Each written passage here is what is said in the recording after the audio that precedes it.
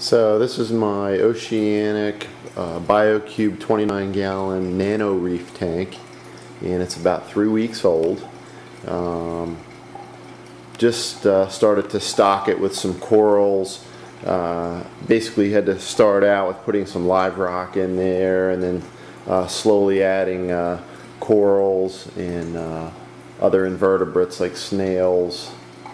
And I have some peppermint shrimp in here, and haven't put any fish in yet, but that's the next thing that we're going to do. So let me zoom in a little bit. I'll show you what we have. This is all live rock here, and you can see how purple it is, and what you're looking at is that purple stuff is all coral and algae that grows on the rocks. When I bought these rocks, they had just a very little bit of this on there, not a whole lot, and essentially when you put it in and maximize the quality of the water parameters, this stuff will start to grow, and you can see it's all different colors. There's some red coral and algae there, and purple, and there's a lot of, you can see some maroon back there. And if you look at this rock here, it's just spotted with the red coral and algae, and that's basically how it grows. You'll see little dots, and then they all enlarge in size and they coalesce, and it'll just completely coat that rock. So, and in the background here, this is an Astrea snail. This is one of the guys from the cleanup crew, the janitors of the tank. When I first set it up, the tank will cycle where you'll see all kinds of algae forming, get diatomaceous algae. In the background there, you see that brown stuff on the back. That's diatom algae, and there's not too much of it because these guys cleaned it all up. You can see the snails. There's another snail there on the rock, and I got a bunch of hermit crabs. See if we can find some here.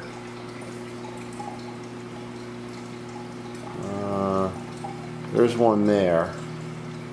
Kind of hard to see what he's doing. See if I can find some other ones here. There's another snail hard at work there. And oh, there's a hermit crab right there.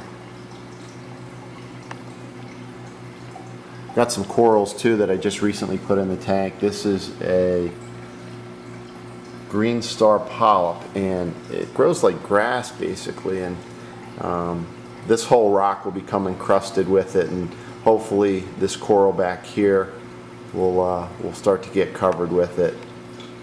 You can see it's kind of neat. The polyps kind of pulsate.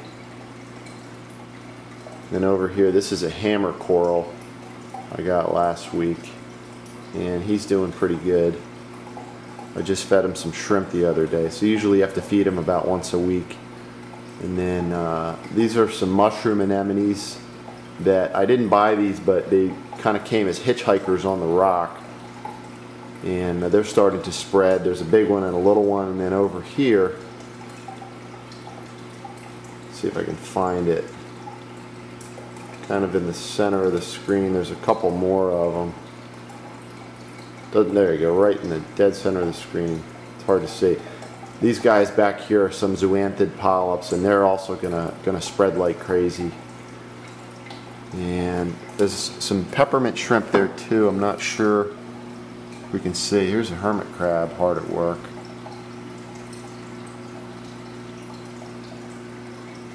Back out a little bit, you can see them. Basically, they just sit there all day and all night just cleaning up the rock like that. This is a, we call a xenia coral, and this is another one that just spreads like crazy. And I got him yesterday, and you can see how the polyps kind of wave in the current. And there should also be, see if I can come over here. The shrimp isn't out. I don't see him at all. There's a little red-legged hermit crab there on the glass. He's kind of hard to see. And this is a what we call a candy cane coral, and there are some fan worms actually that were attached to him, and right in the center of the screen there's also a mushroom anemone, different color than this other one over here, but yeah, this guy kind of came also as a hitchhiker on there. You can see those fan worms kind of undulating in the current. And some other interesting stuff, if you look on the glass here, I don't know if this will show up. can see these white dots. If you watch carefully, they're moving. And those are what you call copepods. They're just little tiny crustaceans, and this is a sign of a healthy tank.